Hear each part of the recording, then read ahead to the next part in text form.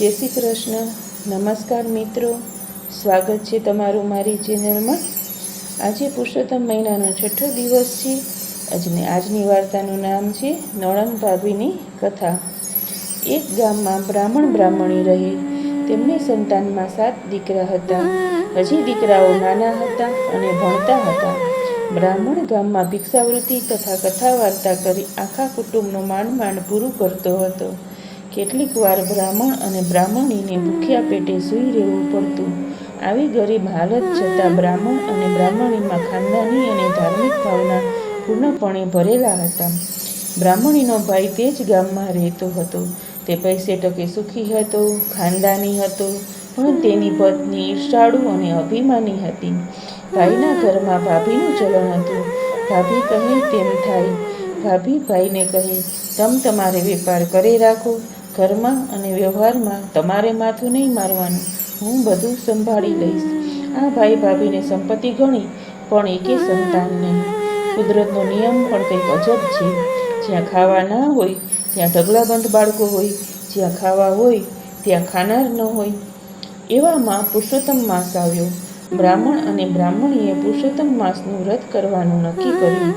બીજી બાજુ બ્રાહ્મણીની ભાભીએ પણ આ વ્રત કરવાનું રાખ્યું. બ્રાહ્મણ અને બ્રાહ્મણી સવારે વહેલા ઉઠીને નદીએ સ્નાન કરવા જાય, કાંઠા ગોરમાનું પૂજન કરે, કથા વાર્તા સાંભળે, શક્તિ મુજબ દાન દે અને ઘેર આવે પુરુષોત્તમ ભગવાનનું નામ સ્મરણ કરી ભક્તિ કરે. ભાભી સવારે મોડી ઉઠે, નાહવા માટે નદીએ જાય, ખોડિયું માંડ પલાળે અને ભાગમ ભાગ કરતી ઘેર દોડી આવે. તે તો સંતાન પ્રાપ્તિના અર્થે જ પરાણે પુરુષોત્તમ માસ કરતી હતી. તેને તેમાં બહુ રસ નહોતો. પુરુષોત્તમ માસ પૂરો થતાં ભાભીએ તેનું ઉજવણું કરવા વિચાર્યું. પતિ પાસે સંમતિ લઈ તેણે ધૂમધમામ સાથે ઉજવણીની તૈયારીઓ કરવા માંડી. તેણે ઘણા સગાવાલાને જમવા માટે આમંત્રણ આપ્યું. લોકલાજને કારણે તેણે નણંદને ઘેર જઈ કહ્યું, હું પુરુષોત્તમ માસનું ઉજવણું કરું છું, એટલે તમે સાગમટે જમવા આવજો. બધા છોકરા અને પતિ સાથે હું બોલાવું ત્યારે જ આવજો. ખાઉં કરતા દોડ્યા ન આવતા. સૌ જમી રહ્યા પછી હું બોલાવા આવીશ. આટલું કહી ભાભી ચાલી ગઈ. બ્રાહ્મણીને તેની ભાભીના વેણ સાંભળી ઓછું આવી ગયું. તેની આંખમાં જળજળિયા આવી ગયા. તેને ધીમે રહી આંખ લૂછી નાખી, કેમ કે છોકરાઓ પાસે ઊભા હતા.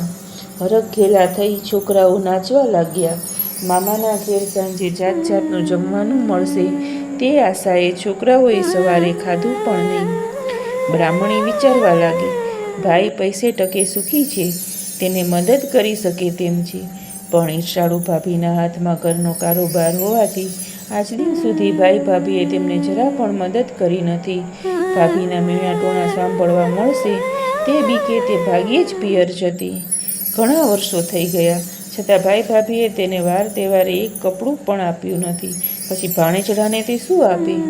આવી ભાભી લોકલાજે આમંત્રણ તો આપતી ગઈ છે, પણ આશા નથી કે તે મને બોલાવવા આવે. સાંજ પડી. સગાવાલાઓ બધા બની ઠની તૈયાર થઈ જમવા જવા લાગ્યા. બ્રાહ્મણીના બાળકો પણ માને કહે, માં, અમને બધાને તૈયાર કર અને તું અને મારા પિતા પણ તૈયાર થઈ જાઓ. આપણે બધાએ આજે મામાને ત્યાં જમવાનું છે, તેથી મોડું ના કરશો. સવારના ભૂખ્યા છોકરાઓને બ્રાહ્મણે માંડ સમજાવીને શાંત રાખતી. આપણે તો ઘરના માણસ, સૌ જમી લે પછી જઈએ તો જ શોભે. હમણાં તમારી મામી તમને બોલાવવા આવશે, પછી આપણે જઈશું. આમ કરતા દિવસ હાથમી ગયો. બધા જમીને પાછા ફરવા લાગ્યા, પણ મામાના ઘરેથી કોઈ તેડવા ન આવ્યું. છોકરાઓ ધમ પછાડા કરતા સૂઈ ગયા. ત્યારે બ્રાહ્મણીનો જીવ કકડવા લાગ્યો. હું કેવી અભાગણી કે મારા ભાઈને ત્યાં આખું ગામ જમ્યું, જ્યારે મારા છોકરાઓ ભૂખ્યા રહ્યા. છોકરાઓ સવારે પૂછશે તો હું તેમને શો જવાબ આપીશ? ભૂખ્યા પેટે સૂઈ ગયેલા છોકરાઓને સવારે કંઈક ખાવા આપવું પડશે. માટે લાવ, ભાઈના ઘેર જાઉં અને ઘરની બહાર પતરાળા પડ્યા હશે તેમાંથી કંઈક લેતી આવું. આમ વિચારી તે ભાઈના ઘર તરફ જવા લાગી. ભાઈના ઘેર જઈને જોયું તો ઘરમાં મંગળ ગીતો ગવાય છે, આનંદ મસ્તી થાય છે, વાતોના તડાકા ચાલે છે. બ્રાહ્મણી ધીમા પગલે પતરાળાના ઢગલા પાસે ગઈ. આત્મા કકડે છે, પતરાળા લેવાનું દિલ થતું નથી. પણ ભૂખ્યા સૂતેલ છોકરાઓને પટાવવા આ બધું તેને કરવું પડે છે. તેણે સાડલાના છેડે થોડાક પતરાળા બાંધી લીધા અને ગુપચુપ ત્યાંથી પાછી ફરી. બ્રાહ્મણીએ ઘેર આવી પતરાળામાંથી વધ્યું ઘટ્યું લઈ લાડવા વાળ્યા. પછી બધા પતરાળાને વાળી ઘરની પાછળના ભાગમાં ફેંકી દીધા. તે રડતી કકળતી ભગવાનનું નામ લેતા લેતા સૂઈ ગઈ. બ્રાહ્મણે સવારે વહેલી ઉઠી અને ઘરની પાછળ નાખેલ પતરાળાને ભેગા કરી ઉકરડે નાખી દેવાનો વિચાર કર્યો. જ્યાં પતરાળા તરફ નજર કરી તો બધાય પતરાળા સોનાના થઈ ગયા હતા. તે આ જોઈ આભી બની ગઈ. તેણે 2 હાથ જોડી પુરુષોત્તમ ભગવાનને નમન કર્યા. તે તરત પતિ પાસે જઈને તેમને જગાડ્યા અને બધી વાત કરી. બ્રાહ્મણી પુરુષોત્તમ ભગવાનની કૃપા માની આનંદિત થયા. બ્રાહ્મણ બોલ્યો, ભગવાન પુરુષોત્તમનું વ્રત આપણને ફળ્યું છે. તેમણે આપણી ગરીબી જોઈ આપણો ઉદ્ધાર કર્યો છે. ત્યારે બ્રાહ્મણી બોલી, તમે આમ લાલચમાં ન પડો. આ પતરાળા આપણા નથી, મારા ભાઈના છે. જે વસ્તુ જેની હોય તેને પાછી સોંપી દેવી જોઈએ. તેમાં જ પ્રભુ રાજી રહે છે.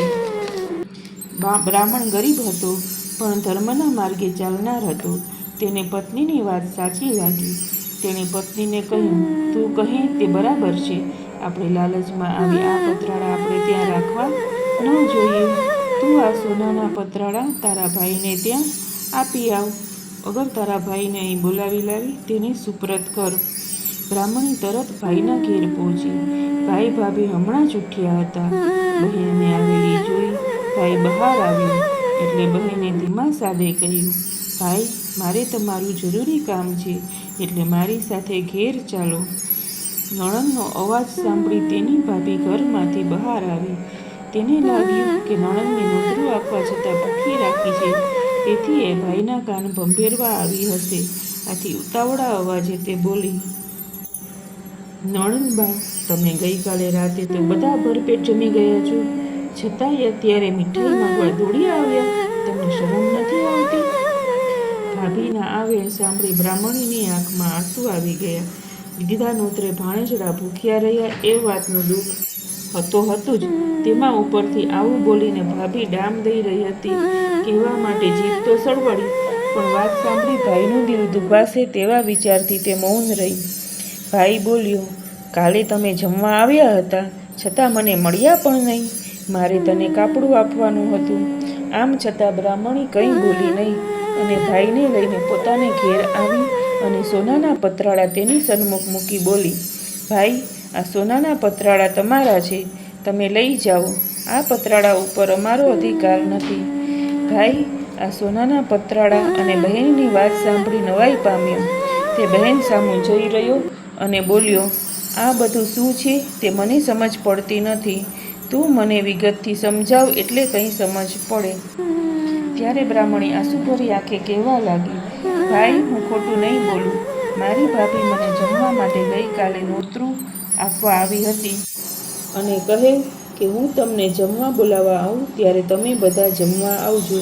રાત પડવા છતાં અમને કોઈ બોલાવવા આવ્યું નહીં એટલે તારા ભાણેજડાઓને ભૂખે પેટે સુવડાવી દીધા. પછી મને વિચાર આવ્યો કે સવારે છોકરાઓ મામાના ઘરનું મિષ્ટાન ખાવા માગશે તો હું શું જવાબ દઈશ. આવથી કરીને હું તારે ત્યાં મોડી રાત્રે આવી ત્યારે તમે બધા ધમાલમાં હતા, તેથી મારા ઉપર નજર ન પડી. બહાર પતરાળાનો ઢગલો પડ્યો હતો. એમાંથી થોડાક પતરાળા હું ઘેર લઈ આવી. વધ્યા ઘટ્યાના લાડવા વાળ્યા અને તે પતરાળા ઘરની પાછળના ભાગે નાખી દીધા. સવારે વહેલી ઉઠી તે પતરાળા ઉકરડે નાખવા લઈ જવા હું ઘરની પાછળ ગઈ અને તે ઉપાડવા જાઉં છું તો તે બધા સોનાના પતરાળા દેખાયા. મેં તારા બનેવીને આ વાત કરી અને અમે બંનેએ નક્કી કર્યું કે આ પતરાળા તારા હોવાથી આ ઉપર તારો અધિકાર છે, જેથી હું આ બધા પતરાળા તને આપવા માટે અહીં તેડી લાવી છું. બહેનની વાત સાંભળી ભાઈની આંખોમાંથી આંસુની ધારા વહેવા લાગી. એ હતા દુઃખના આંસુ. ગામ તેને ત્યાં જમી ગયું અને વાહ વાહ બોલાવી ગયું. જ્યારે તેની બહેન બનેવી અને ભાણેજડા ભૂખ્યા પેટે સૂઈ રહ્યા, તેને પોતાની પત્ની ઉપર ઘણો તિરસ્કાર છૂટ્યો. બીજા હતા હર્ષના આંસુ. આટલું બધું વીતવા છતાં બહેન ભાઈને જણાવતી નથી અને સોનાના પતરાળા તેને આપવા તૈયાર થઈ છે. આ હતી ગરીબ બહેનની વિલાવરી અને ખાનદાની. ભાઈને રડતો જોઈ બહેને તેને આશ્વાસન આપી શાંત પાડ્યો. ભાઈ તરત સમજી ગયો કે આ ગરીબ બહેનના વ્રતનો પ્રભાવ છે. પુરુષોત્તમ ભગવાને તેના ઉપર કૃપા કરી છે. જ્યારે ભગવાને તેને આપ્યું છે એના ઉપર મારો હક ન ગણાય. જો હું આ લઉં તો પાપમાં પડું.